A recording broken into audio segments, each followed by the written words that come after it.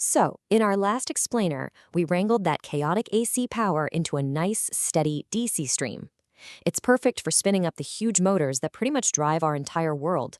But all that power, well, it creates some serious momentum. You think it's a simple question, right? But the answer is fascinatingly complex. Because when you hit the brakes on that much momentum, you don't just stop the machine. You unleash a powerful force right back into the system you just built. And this is where we hit our first major problem, a massive backlash of energy that has to go somewhere. That's right, you heard me. The motor's own momentum literally flips its role. It's not consuming power anymore. Bam! Instantly, it becomes a generator, and it starts feeding a huge surge of electrical energy right back into the system's power reservoir, what we call the DC link. This whole process has a name. It's called regeneration. And look, it's an incredible source of free energy, but it creates a massive headache for a system that was only ever designed for one-way traffic.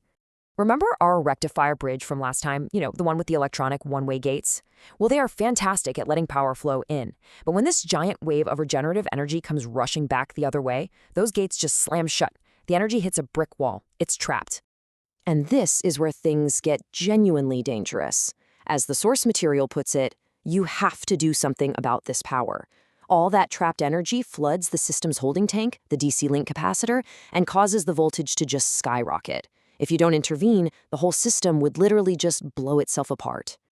So for a long time, the go-to solution was, well, let's just say it was effective but incredibly wasteful. Engineers used a little device called a brake chopper. Think of it as a fancy switch hooked up to a giant resistor, kind of like a massive toaster element.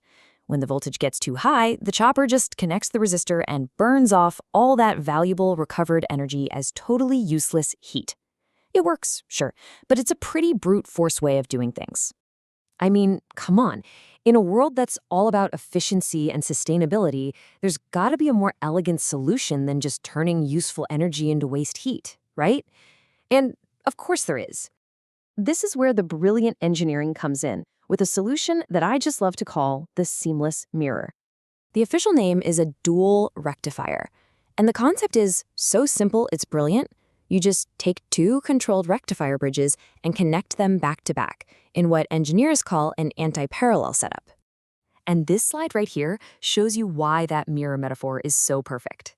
The second bridge is a literal mirror image of the first. So while the first one creates a path for power to flow in, this new mirrored bridge creates a path for it to flow out. Just like that, you've turned a one-way street into a seamless two-way superhighway for electricity. This table really spells it out, doesn't it?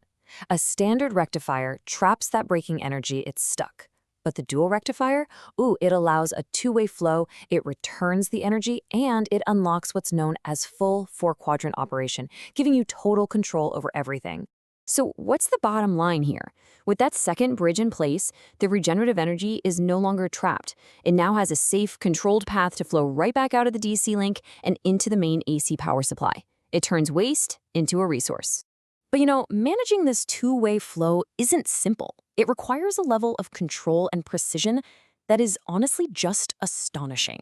It's like a delicate dance between two incredibly powerful circuits. And this right here is the absolute #1 golden rule. You can never, ever break it. If both the forward bridge and the reverse bridge were somehow allowed to be open at the same time, well, you'd get a direct, catastrophic short circuit. Game over. To stop that from ever happening, the system performs this super strict three-step dance. First, the forward bridge shuts down completely. Then there's a critical, dead silent pause. This is the lockout time. And only then, once it's safe, does the reverse bridge open up to handle all that returning energy. And get this, how long is that critical safety pause? Just 5 to 10 milliseconds. This whole perfectly synchronized dance happens in less than the blink of an eye, thousands of times a minute, making sure everything is both safe and hyper-efficient. So, what's the big picture? What does all this incredible tech actually allow us to do? Well, it lets us close the loop, creating a true circle of power.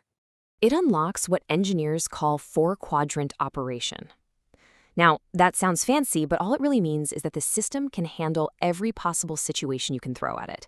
driving a motor forward, braking it while it's going forward, driving it in reverse, and braking it while it's in reverse. And it recovers energy in both of those braking directions.